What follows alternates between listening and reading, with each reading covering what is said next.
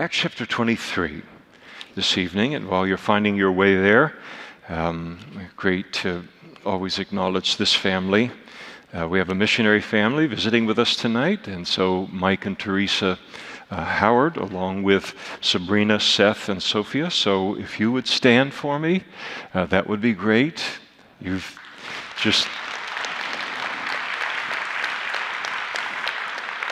And please be seated. We're always glad that you somehow are able to fit us in this big state of California and come our way. It's always a blessing and a joy. Maybe you're here tonight and you have never met a missionary, not face to face. And here they are. God brought them all the way from Harrogate, England, and where Michael pastors a church there, Calvary Chapel. They're also reaching the city of Leeds, which is about 40 minutes away, involved in coming alongside Calvary Chapels in Nigeria. Very significant work in teaching pastors and leaders. And so they're going to have a table set up after the service out in the fellowship hall where you can greet them and hug a missionary and find out a little bit more about their missionary work this evening. Let me get my stopwatch going here. It means nothing, but at least lets me know how long I'm going over.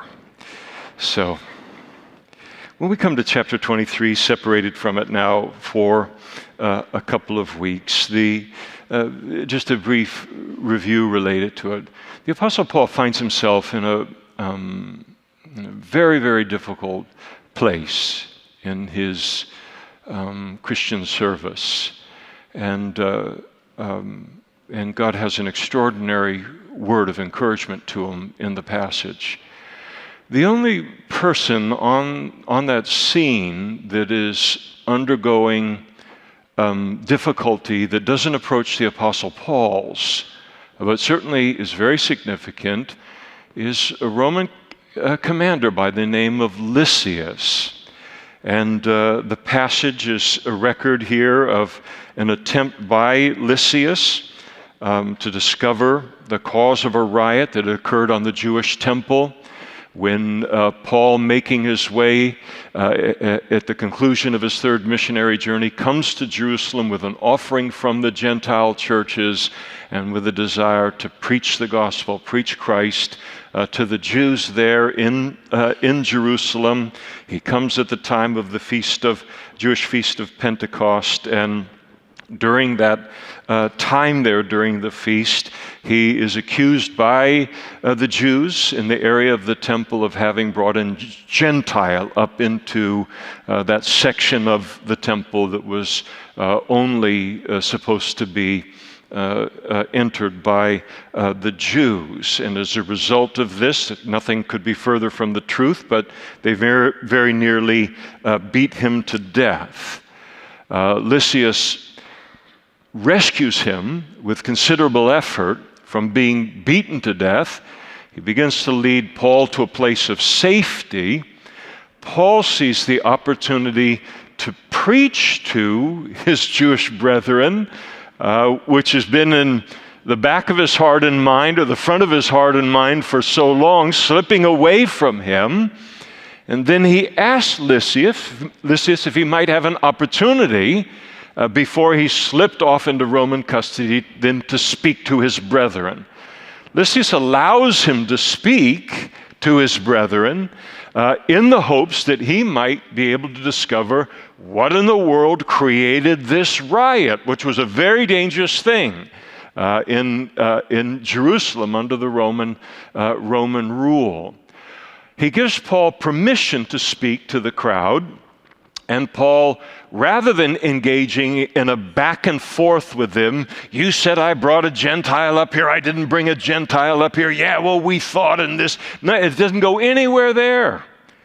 And instead, Paul gets up and he begins to give his testimony to these Jewish people about how he had encountered Jesus Christ. And the testimony in his sermon is going fabulous, until the word Gentile comes out of his mouth, intimating that God has had and has as great an interest in saving the Gentile world as the Jewish world. And then all bets are off. It goes into a chaos again and into a riot, and Lysias is no closer to understanding what's at the core of any of this. If he's a Roman official, if he's going to arrest somebody, there has to be charges. And so he still has no charges related to this. So he takes Paul in back and then orders Paul to be beaten, to be examined by scourging. Paul says to the man that's about to administer the scourging, I'm a Roman citizen. And everybody knew not only did you not scourge a Roman citizen, you did not falsely imprison a Roman citizen. He lets Lysias know. Once again, Lysias is frantic. Again, he's over his position and handling the situation properly. Now, this has been denied him as a means of finding out what is going on here through the apostle Paul. And so on the following day, Lysias continues his quest for understanding the cause of the riot and the commotion on the part of the priests and on the part of the Jewish religious community and on the Temple Mount area. And so he commanded the chief priests and their council to appear, the Jewish Sanhedrin Sanhedrin to come and make known their charges on the following day against the Apostle Paul, and then to hear Paul's defense against those charges. So this is Lysias still trying to get an understanding of what he's in the middle of. And all of that is there encapsulated to some degree or another in verse 30 of chapter 22. And the next day, because he, that is Lysias, wanted to know for certain, which he needed to do as a Roman official, why Paul was accused by the Jews, he released him from his bonds. He commanded the chief priests, all their council, to appear and brought Paul down and now set him before them. And so here Paul is placed in the midst of them. And so you can kind of picture all of this in your mind. There's some prearranged meeting place where you have the Jewish Sanhedrin present. Paul is present. There is a Roman military presence also as a part of that courtroom. The Jewish council, known as the Sanhedrin, was the 71 most powerful men in Judaism at any one point in time and in all of the world. And so it was then. And so the great ruling body among the Jews, they were considered to be the experts on the law of Moses and the administering of the law. Lysias, because he arranges the meeting here, the meeting was not in the normal meeting place for the Sanhedrin. The Sanhedrin met typically in their official place of meeting that was known as the Chamber of Hewn Stones, but because that sat on the Jews' only side of the temple grounds, and then Lysias and his soldiers would not have been allowed, so it was some other kind of a location that Lysias had arranged.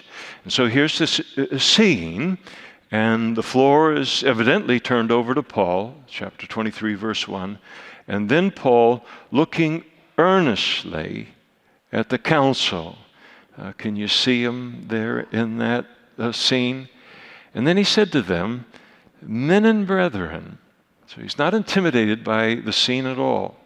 He speaks to the Sanhedrin as peers, as brothers, men and brethren.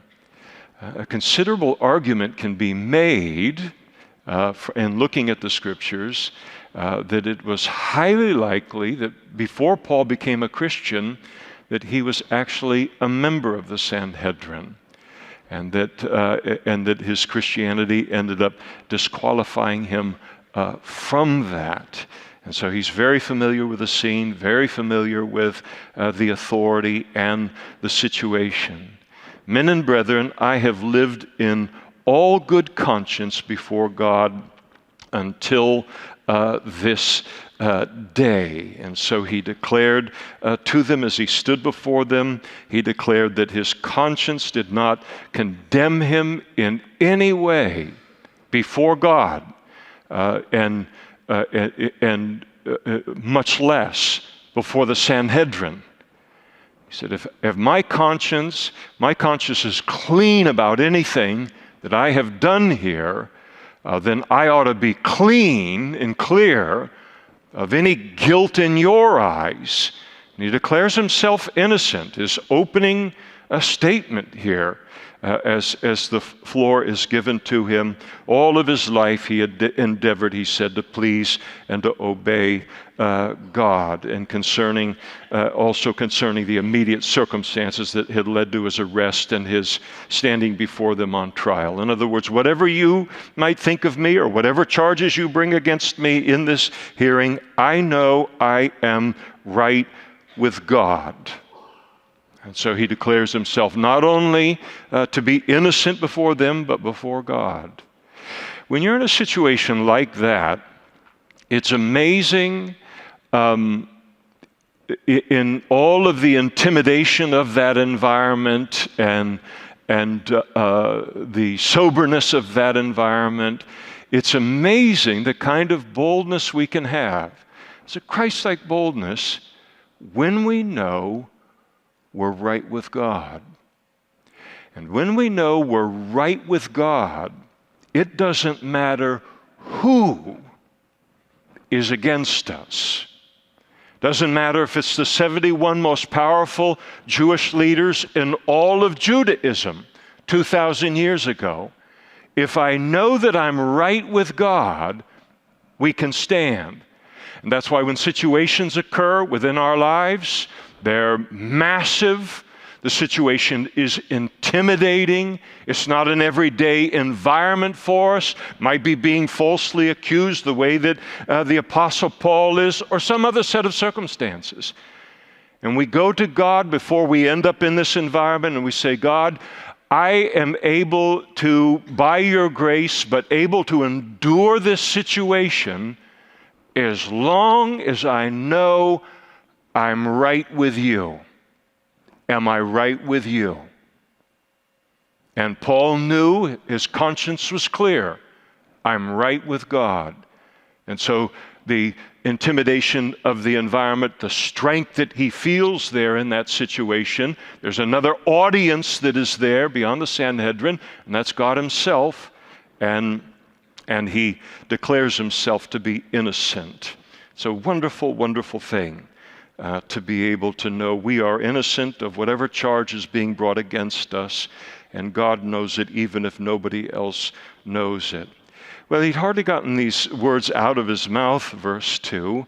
Then the high priest, Ananias, commanded those who stood by him there, in obviously kind of Jewish security, there in this meeting, he commanded those who stood by Paul to strike him on the mouth.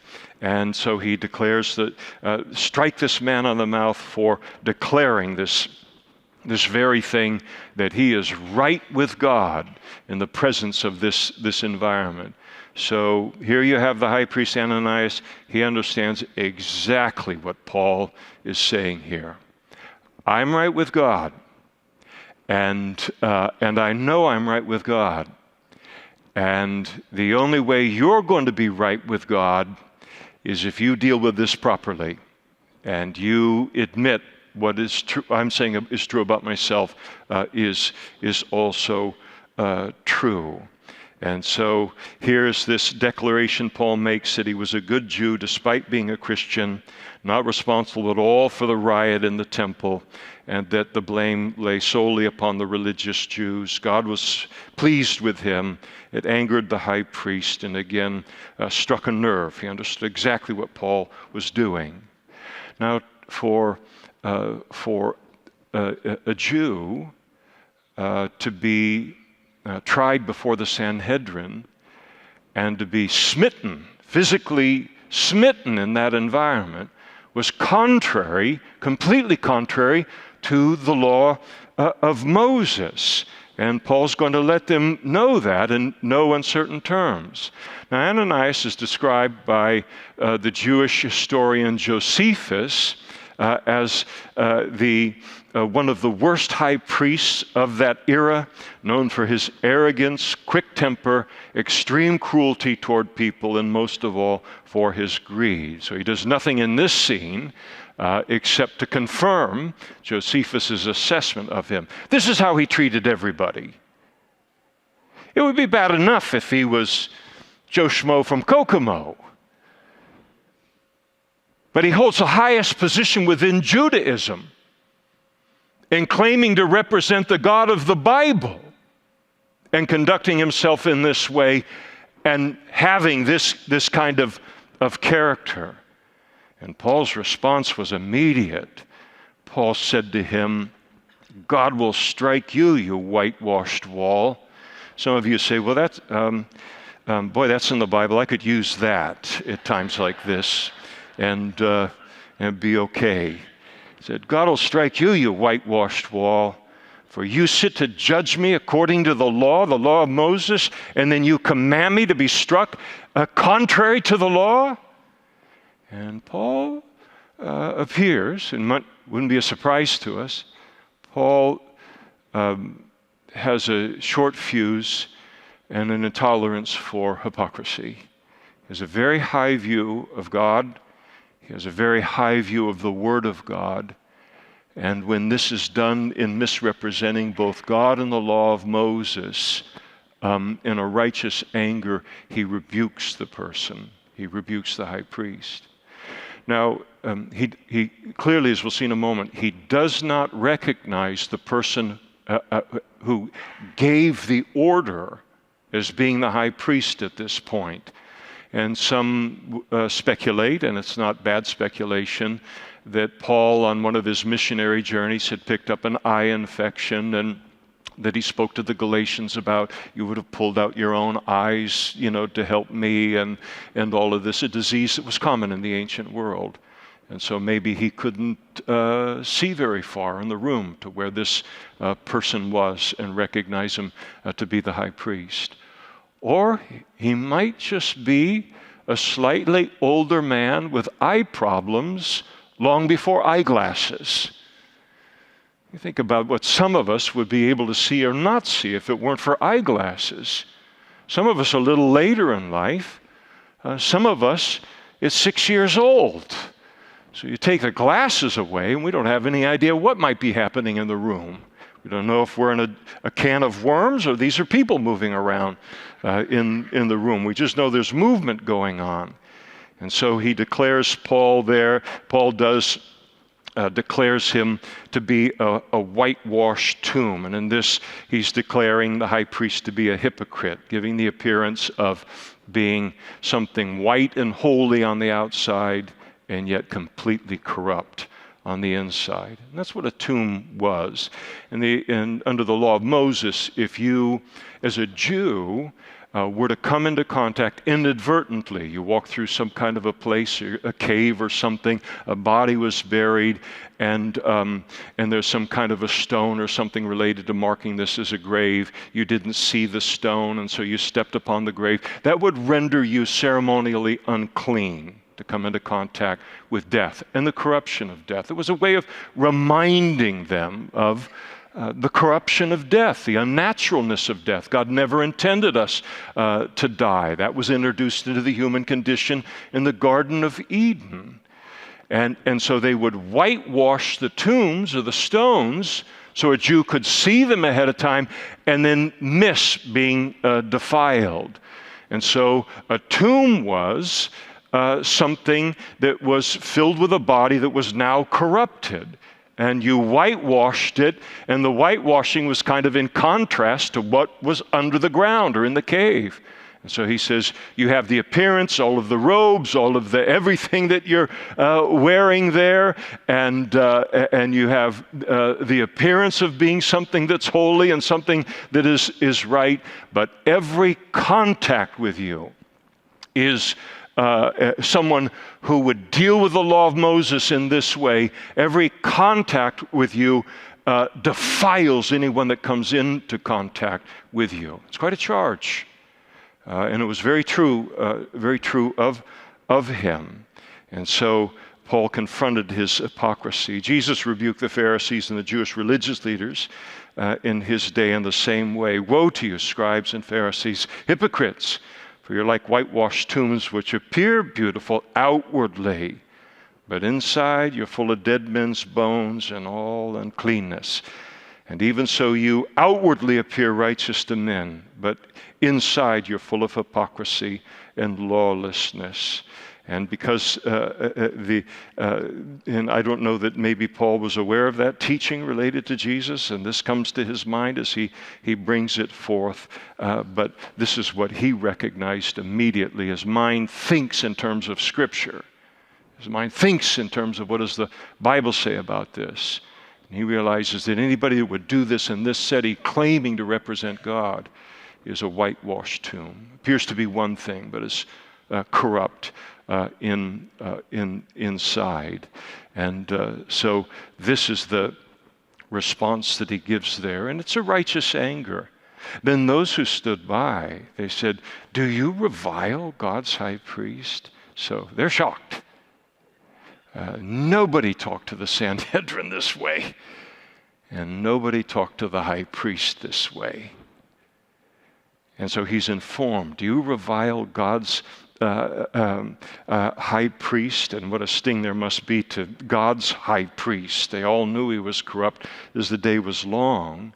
And they confronted him for reviling the high priest. And then just as quickly, there in verse 5, as Paul had this flash of righteous anger, very quick to admit his mistake and for what he had said to the high priest. And he said, "I did not know, brethren, that he was the high priest." And again, Paul, in his mind, it would be inconceivable that a high priest would have been one to give that order. And yet that's exactly what happened. He said, "I did not know, brethren, that he was the high priest, for it is written," and now he quotes from the book of Leviticus, the law of Moses, concerning attitude toward authority, God-given authority, "You shall not speak of evil of a ruler of your people." And so Paul explains he didn't realize that he had rebuked the high priest, and he quotes. I said Leviticus, but it's Exodus 22:28, and Paul really models something for us here as Christians that is being very rapidly lost in our culture, degraded in a massive way. Even within my lifetime. And here the Apostle Paul, he recognizes and he honors the office of the high priest, even when he couldn't honor the person who filled the office at the moment. And we may not like the various people in elected office, but as such, they are in that position as a part of a divine ordinance of government and God's institution of that, and a level of respect is to be shown them for the office that they hold. We can disagree with them, we can seek their defeat in the next election, but we're to show a level of respect while we're doing so, and we're to be distinct and how we view government and how we view those that fill those positions as Christians, distinct from the rest of the world. And so the same thing is true really in all levels of government and positions. Same thing is true of law enforcement or school teachers or our supervisors at work and these kind of things. It doesn't mean that we can't hold them responsible if necessary for wrongdoing, but even in doing that, we're to be civil related to that. And so the office is to be respected. The authority structure is to be respected. the institution, God-given institution of government is to be respected.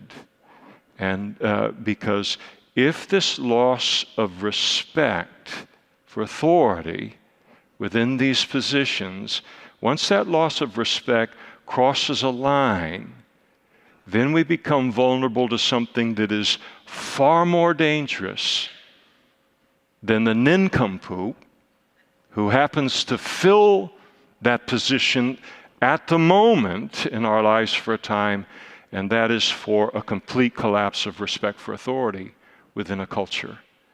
And now you have anarchy within a culture, and you have riots, and you have mob rule.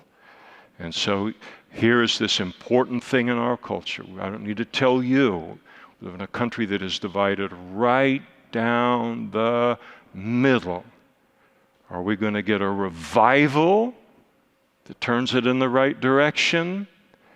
Or is it going to continue in its slide and mean that the Lord's return is that much closer? I don't know. I pray for revival. I pray for the Lord's return. I've got tickets on both flights. And so I'm set on it. But it's dangerous what is happening here today in our nation, and important to give that some thought. The New Testament parallel here is Romans chapter 13, verse 7. Give to everyone what you owe him. Pay your taxes and government fees to those who collect them, and give respect and honor to those who are in authority. And so the Apostle Paul, he had already written this. And so he knew what was to be not only an Old Testament view of authority, but a New Testament view of authority to properly represent God. And so he acknowledged the protection that the law of Moses gave to the high priest. And so Paul gets rebuked here. That can kind of hurt your momentum out of the gates if you're going to give an address. But Paul realizes that it was a mistake that he apologizes for, and he makes it right. And then we're told he continues with his defense here. He said, but when Paul perceived, Luke does, that one part of the Sanhedrin here in this hearing were Sadducees and the other Pharisees, he cried out in the council, men and brethren, I'm a Pharisee, the son of a Pharisee. Concerning the hope and resurrection of the dead, I'm being judged. And so here, the Apostle Paul, to understand what's going on here, the Sadducees were one major sect of Judaism at the time. Pharisees were also. The Sadducees were the rationalists of their day. They didn't believe in resurrection. They didn't believe in angels. They didn't believe in miracles. They had serious doubts about even life after death, despite the teaching of the Old Testament. The Pharisees were clearly on the other end of the spectrum. They believed in resurrection. They believed in life after death. They believed in miracles. They believed in God speaking to people in spiritual gifts. So Paul realizes there's a divide here. And Paul came, before he became a Christian, he came out from the ranks of the Pharisees. The group that did believe in resurrection and in the supernatural and in all of the things that Paul had declared true when he gave his testimony of the fact that Jesus spoke to him following his salvation and gave him orders to take the gospel also to the Gentiles, and that a very resurrected Jesus had done that. And so the Pharisees would listen to that statement by Paul in one way, and the Sadducees would have heard that testimony of Paul's in a completely different way. And so he declares all of this concerning himself and the charges being brought against him, why he's being judged in this way. And when he had said this, a dissension arose between the Pharisees and the Sadducees. The enemy of my enemy is my friend. And so he's got them now at one another's throats. And the assembly was divided. They didn't know what to do now with Paul. They're so busy fighting over one another and the views of resurrection that they'd lost sight of Paul. For the Sadducees say that there's no resurrection and no angel or spirit, but the Pharisees confess both. And then there arose a loud outcry, and the scribes of the Pharisees' party arose. They protested, saying, "We find no evil in this man. And if a spirit or an angel has spoken to him, let us not fight against God." And so this entire side of the Sanhedrin becomes his defense attorneys. And now when there arose a great dissension, the commander, poor Lysias, he fears now that Paul's going to be torn into pieces by them in that hearing that he's supervising. He commanded the soldiers to go down and take Paul by force and from among them and bring him up into the barracks. So poor Lysias, see, he's either 0 for 3 or 0 for 4 at this point, and trying to figure out what in the world he's in the middle of. Now you got to give this guy a lot of credit. And he's loyal to Rome in this way. Justice was a serious issue to the Romans. And justice couldn't be meted out without knowing the facts and establishing the facts. And that's what he's trying to do here. And I mean, he can almost put us to shame sometimes. His unwillingness to believe anything about anything until he can establish the facts. And he works very, very hard to do that. Now, in terms of Paul's motive for blowing up the meeting in this way, there's different motives are ascribed to him. Some people view this as just kind of a clever tactic by Paul that he, in order to divide the council and divert attention away from himself. So practically speaking, he realizes, I'm not going to get a fair hearing at all. In this setting, so I'm just going to turn the whole trial up on its head. And he realized the quickest way to blow this whole thing up is to head into some kind of a division between the Sadducees and the Pharisees and get them to begin fighting with one another over the issue of the doctrine of resurrection. And if that was the case, it was very successful, because the whole thing did degenerate into a great dissension between the two groups, again becoming violent enough that Paul had to be rescued from the settings and taken by force back into Roman barracks. And so I believe, though, related to all of this, that at this point in the trial, Paul did decide to move the focus of the trial off of himself and to instead put it on something biblical, just like he had done when he spoke to the Jews in the area of the temple just a day or so earlier, had a chance to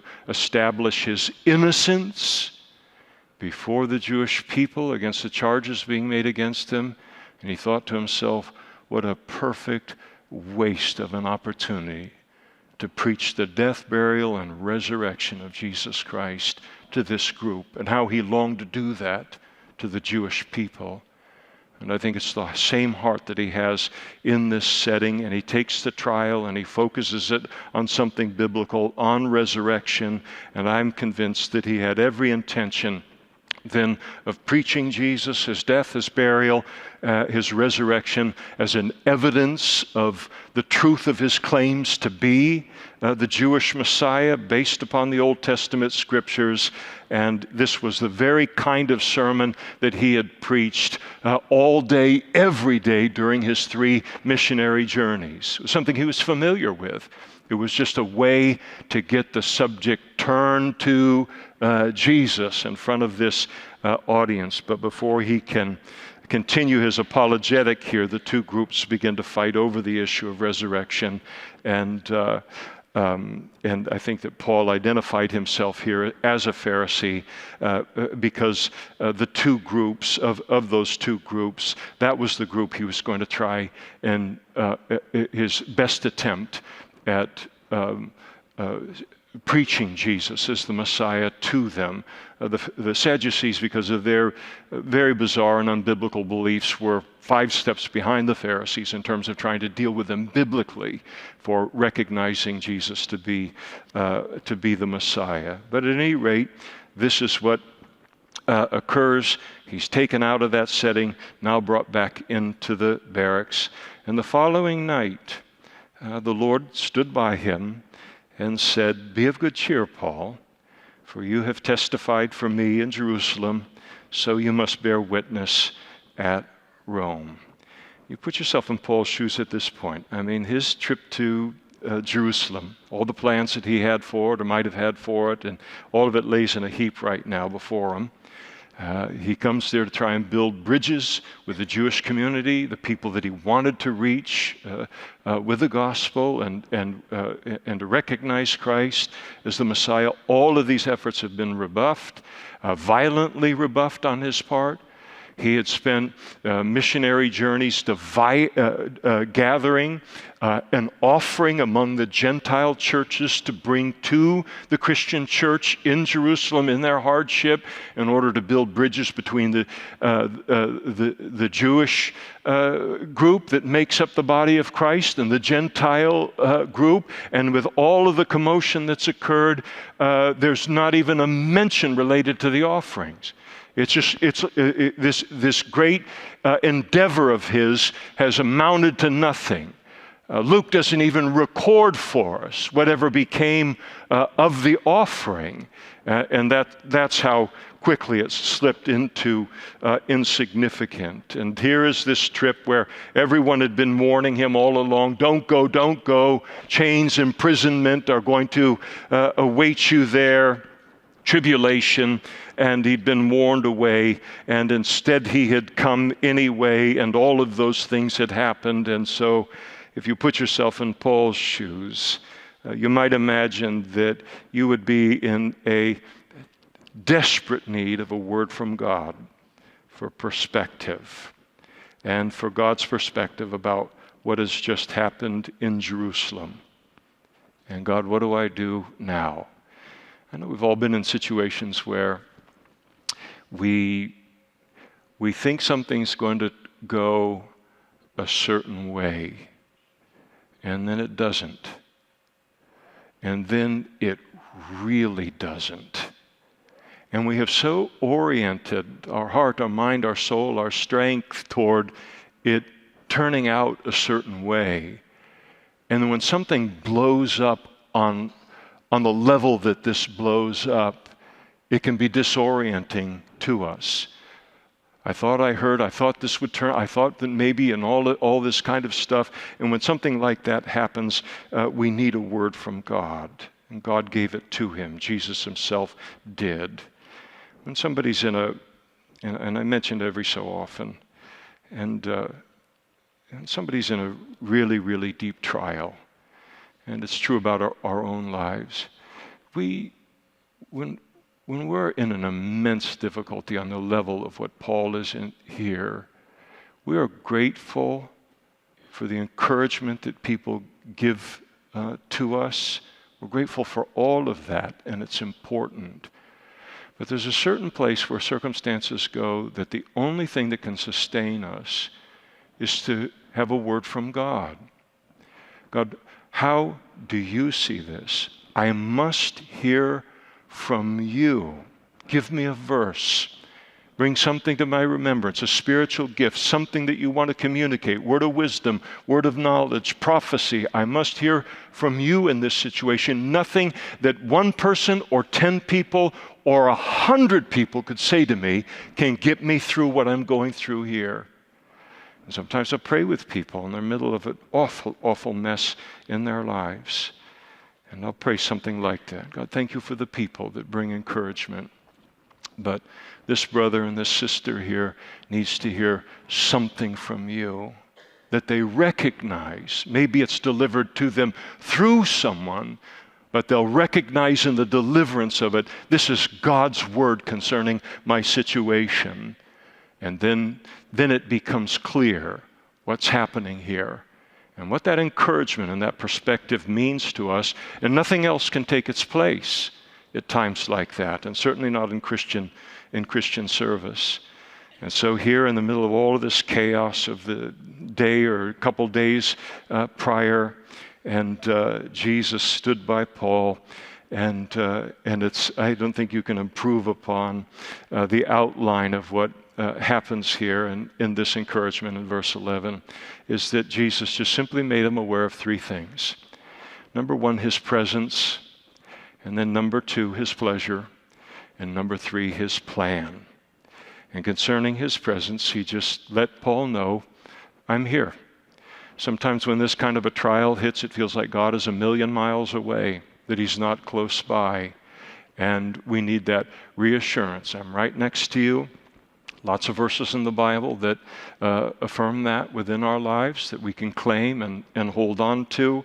And Paul needed that reminder that the Lord was with him. Sometimes we can feel like he's sleeping, or he's on a vacation, or 100 miles away, a million miles away running the universe, or whatever it might be, and everything but realizing that no, he is right here with me, even though I can't see him. He's not only present, but he's actively present in my life. And then he tells Paul, be of good cheer and take courage. And so here Jesus informs Paul of his pleasure. So why would the Lord tell him to be of good cheer, except this really has Paul down. It's really affected him, what it is that has happened. And Jesus, and he just encourages him there that be of good cheer, his pleasure with what Paul had done there in Jerusalem.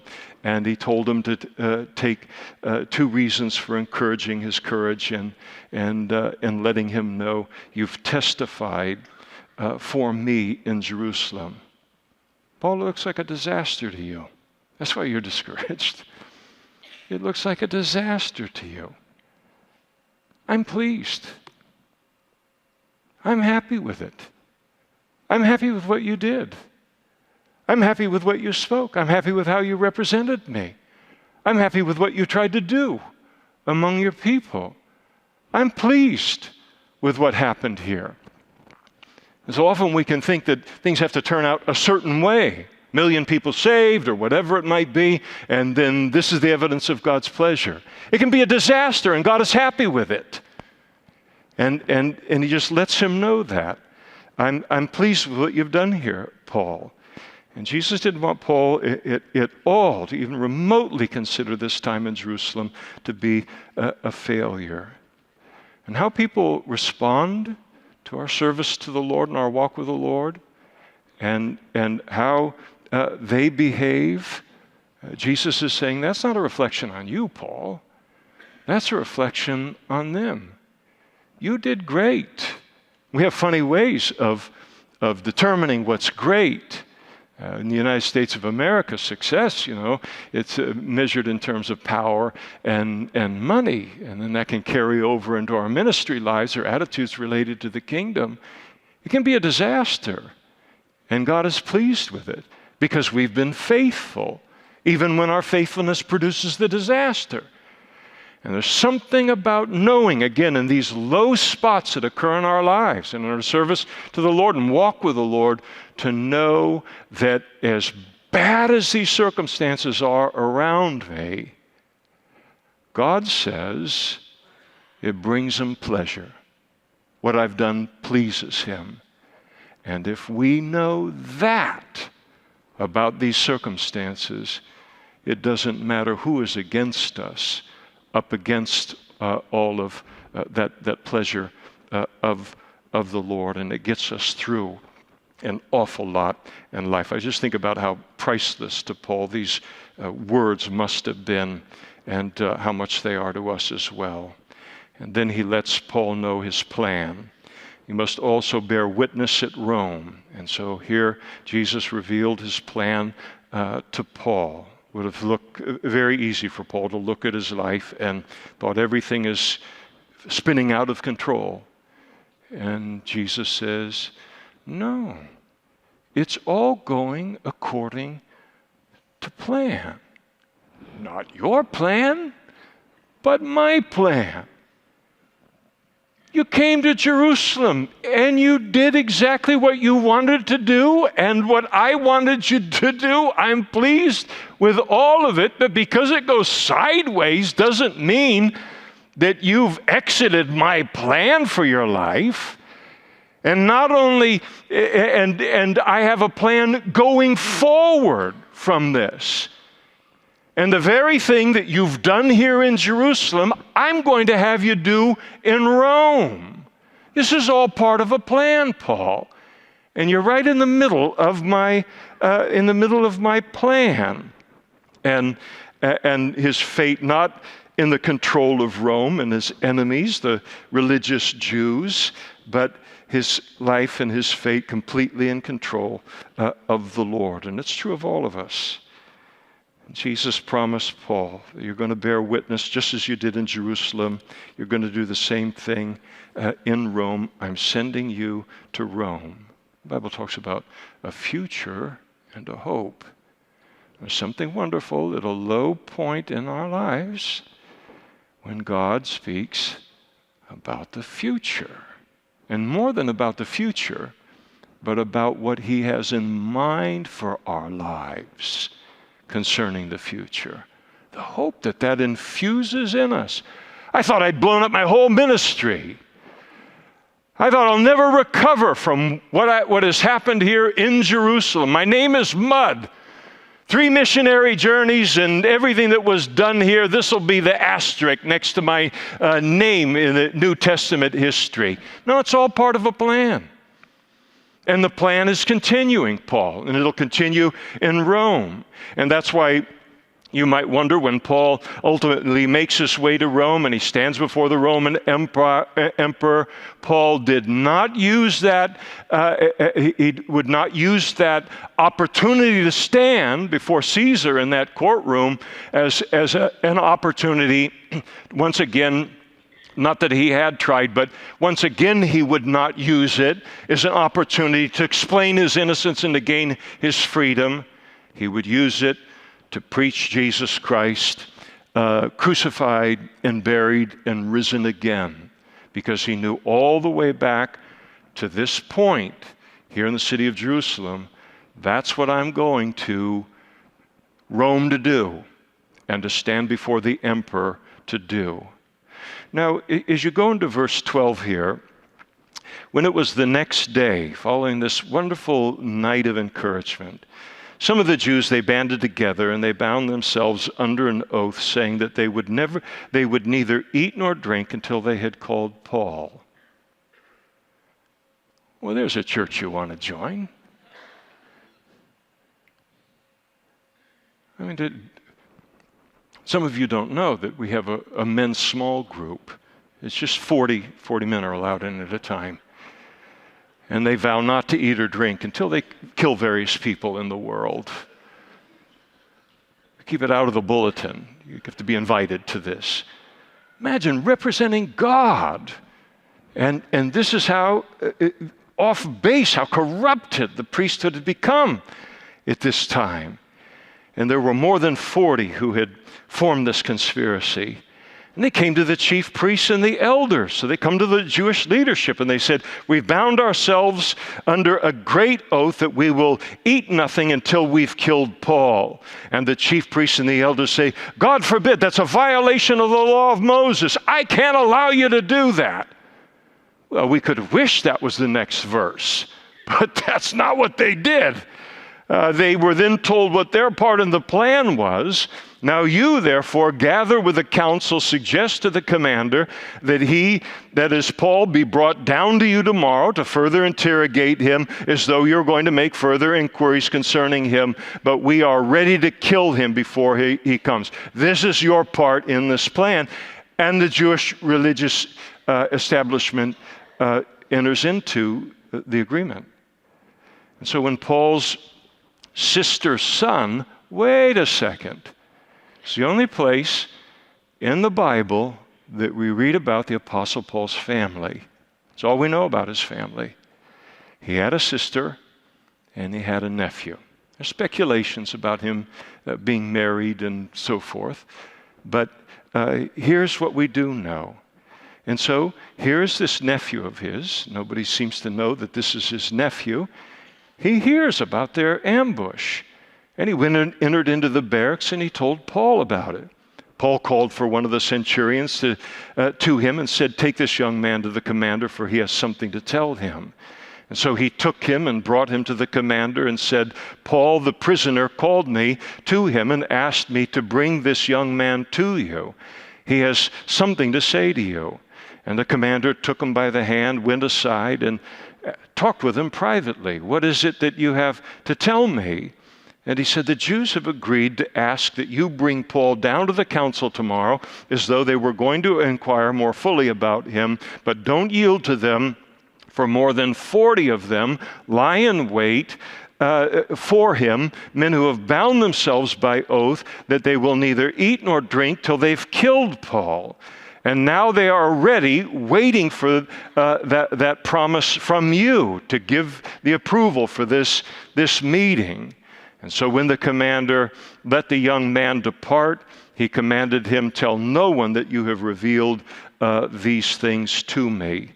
And then Lysias, he called for 2 centurions, and each of them over 100 Roman soldiers. And he said, "Prepare 200 soldiers, 70 horsemen, and 200 spearmen to go to Caesarea at the 3rd hour of the night, 9 o'clock at night."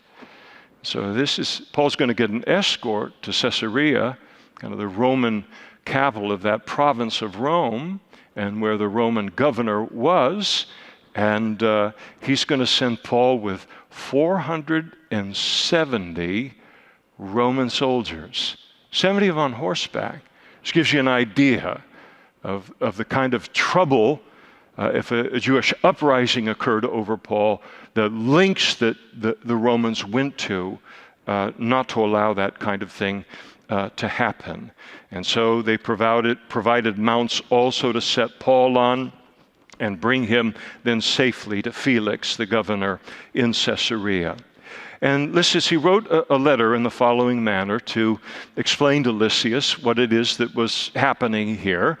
He didn't really have accusations, the formal accusations against Paul, but he's going to describe why this is being escalated now to Festus's attention. So the letter reads, "Claudius Lysias, to the most excellent governor Felix, greetings. This man was seized by the Jews and about to be killed by them." Okay, so far so good. "Coming with troops, I rescued him." Okay, that's pretty close to the truth. "Having learned that he was a Roman." No, you didn't learn he was a Roman until way after that. "And when I wanted to know the reason they accused him, I brought him before their council. I found that he was accused concerning questions of their law, but had nothing charged against him deserving of death or chains. And when it was told me the Jews lie in wait for the man, I sent him immediately to you, and also commanded his accusers to state before you the charges against him. Farewell." You see how difficult it is to get the truth in life, and it's always been the case. And we're subjective. We paint ourselves even in the best light, even if it means a fabrication or a moving around of the facts. But in general, it was a fair representation of what had occurred, good enough for Felix to be able to begin to deal with it. And then the soldiers, as they were commanded, they took Paul, brought him that night to Antipatris there in Israel. The next day, they left the horsemen to go on with him. So Paul continues with the 70 horsemen. The 400 soldiers then returned to the barracks. And when they came to Caesarea, they delivered the letter to the governor, and they also presented Paul to him. And when the governor had read it, he asked what province he was from to make sure that this was under his jurisdiction. And when he understood that he was from Cilicia, he said, I will hear you when your accusers also have come. And he commanded Paul to be kept in Herod's praetorium. It's there's so many great aspects to the Christian life, but one of the great blessings and encouragements to our faith as Christians is to see the fingerprints and notice the fingerprints that God leaves all over our lives and our circumstances, to know that he was involved in what just happened. And so you look at this, Paul's nephew happens to be at the right place at the right time. He overhears. Nobody knows he's the nephew. He goes and he tells, and then Paul gets safely delivered from this attempt upon his life. After all, God had said he was going to go to Rome, not going to die there in Jerusalem. And so here is this, what is known as the providence of God, or the sovereignty of God. That God rules over all, and he overrules all for his purposes within our lives. New Testament, Romans 8:28, and we know that he works all things together for good to those who love God and are the called according to his purposes. And so often we look at circumstances in our life and we say, oh, what a lucky break. I thank my lucky stars, or these goofy sayings that people can have. And there's no such thing as luck related to our lives. But so often we can't see until later. It's later we see that's what God was doing right there. And that was a God thing, as people say, related to this situation, and it encourages our faith. There's nothing accidental about our lives. God is present as he was with the Apostle Paul.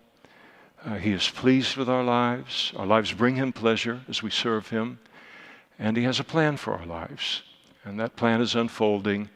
And not all of the Jewish establishment or all of Rome could undo that for the Apostle Paul. And the same thing is true related to our lives. It's a very encouraging passage, especially in our service to the Lord. Let's stand together now, and we'll close in prayer.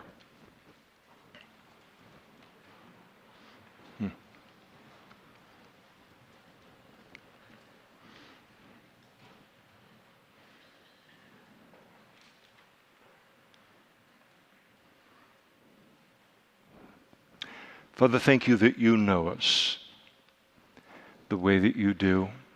Thank you that you have grown us into a relationship with you to such a place that when we find ourselves in the places that approach on some level what the Apostle Paul was facing, that the one thing that we need to hear and want to hear is, are we all right with you? Are we still in the middle of your plan? Is that plan still unfolding? Does our life bring you pleasure? And I pray tonight, we pray for one another, for anybody that's sitting in the middle of chaos, that would have them doubting these things related to their lives based upon the circumstances, that you would help them and us to embrace these truths. Thank you that you speak to us.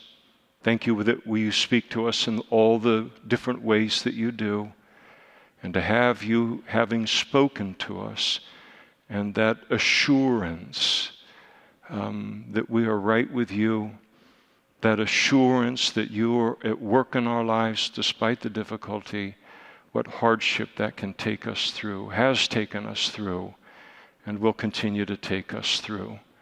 Thank you for including this chapter in Paul's life here in the book of Acts, so that it could be an encouragement to us in our walk with you tonight. And we thank you. In Jesus' name, amen.